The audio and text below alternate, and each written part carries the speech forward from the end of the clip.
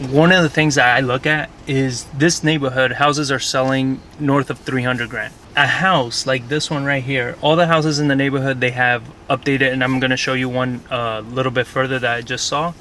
What a house looks like when it's fixed up versus a house like this. So you look at this one, the windows are old, the siding is faded, it needs work. The doors, they're old, they need work.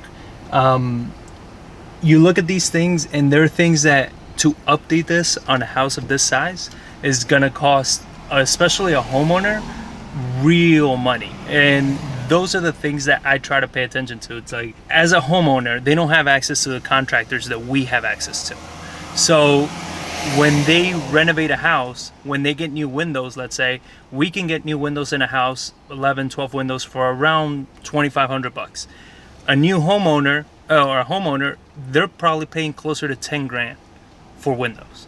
So when you add up all of these costs, it's going to cost them so much more to get that house up to the levels of these fixed up homes. So that's what you got to look at, not necessarily a house that's just falling apart.